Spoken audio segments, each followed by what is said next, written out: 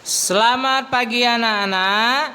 Pada pagi hari ini kita bertemu kembali dengan saya, Pak Rensus J. Simanjuntak pada mata pelajaran prakarya.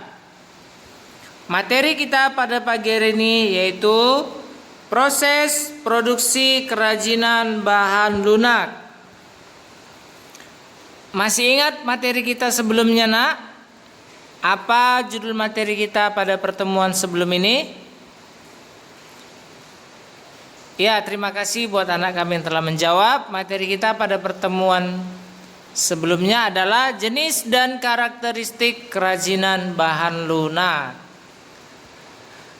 Benda kerajinan dari bahan lunak, alam dan buatan dapat dibuat berdasarkan bentuk dan bahan yang digunakan. Bahan-bahan yang digunakan dapat dipilih berdasarkan jenis dan karakteristik masing-masing, seperti yang telah dijelaskan pada pertemuan sebelumnya. Teknik yang digunakan juga sangat bervariasi. Masih ingat anak-anak apa tekniknya? Ya, diantaranya membentuk, mengukir, mengecor, menempel, melipat, mencetak, menggulung, dan sebagainya ya. Semua disesuaikan dengan jenis bahan yang digunakan, kemanfaatan, dan rancangan produk kerajinan. Sebelum membuat kerajinan, perlu dipahami dahulu seperti apa membuat karya yang berkualitas. Maka proses penciptanya harus mengacu pada persyaratan.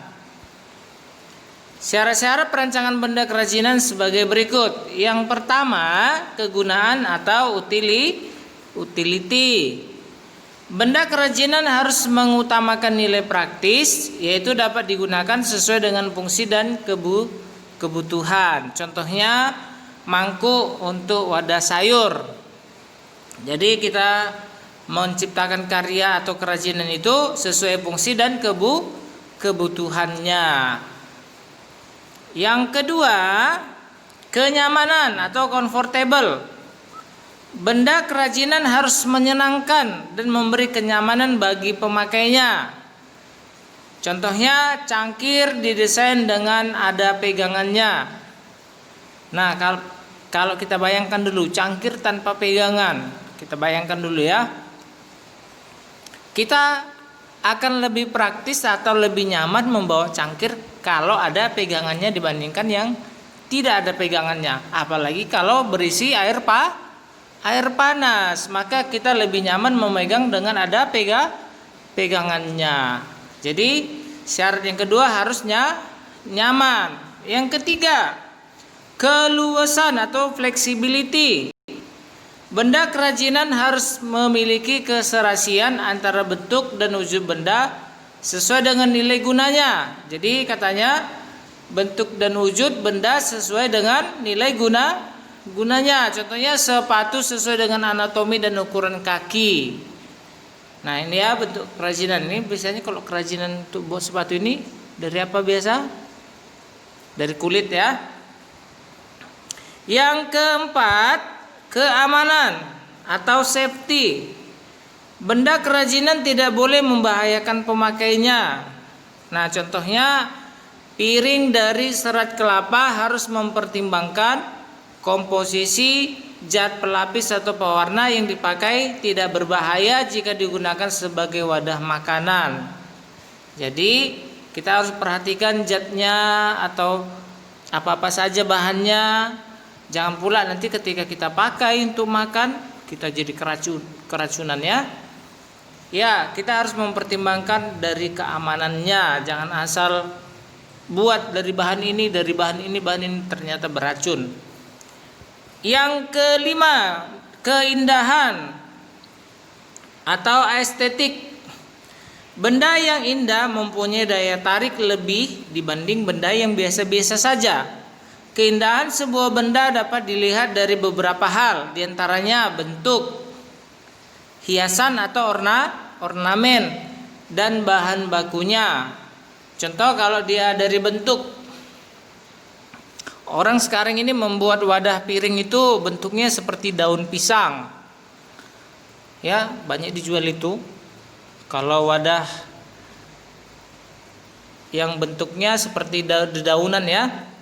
Atau kalau kita lihat desain dari botol ya, bervariasi, ada yang berpinggul, ada yang lurus aja, itu dia nilai keindahannya dari bentuknya. Atau dari hiasan, cangkir dibuat atau piring dibuat gambar-gambar bunga, tapi ya bukan di dalamnya ya, di pinggir-pinggirnya atau di bagian luarnya, karena kalau kita buat di dalam takutnya nanti ikut termakan, akan mengakibatkan keracunan.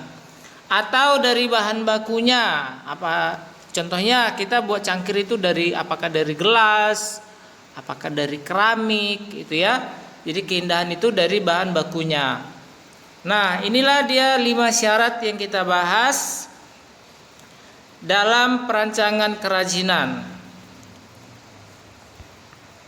Karya yang baik dapat dihasilkan dengan proses perancangan yang baik pula. Oleh sebab itu, proses perancangan karya kerajinan harus mempertimbangkan atau memperhatikan hal-hal berikut. Yang pertama, proses perancangan. Ini ya, kita perhatikan dulu. Yang pertama, proses perancangan. Setelah selesai proses perancangan, kita tentukan apa bahannya. Ya, bahan apa yang mau kita gunakan. Contohnya pada proses perancangan kita membuat wadah tempat makanan, maka kita tentukan apa bahannya. Setelah kita tentukan bahannya, cari ide dari berbagai sumber, apakah dari teman, ataukah dari internet, atau dari mana saja. Kita cari ide dari berbagai sumber, kemudian kita buat sketsa karya. Nah, kita buat sketsa karya, ada beberapa sketsa yang kita buat, mana yang terbaik itulah yang kita ambil. Nah, ya, kita tentukan mana sketsa yang terbaik, kemudian kumpulkan alat dan bahan. Nah, apa alatnya, apa bahannya kita kumpulkan. Setelah semua tersedia, maka kita buat produknya. Ya, kita pembuatan produk. Setelah jadi produknya, dievaluasi atau diuji coba. Nah, kalau yang kita buat itu sudah bagus, maka itu bisa kita gunakan untuk seterusnya. Kalau tidak, kita revisi produknya lagi. Nah, inilah tahapan-tahapan untuk membuat karya menjadi lebih baik. Sampai di sini materi kita. Semoga materi ini dapat bermanfaat bagi kalian. Dan pesan saya, pesan Bapak kepada kalian, tetap semangat dan rajinlah belajar. Terima kasih.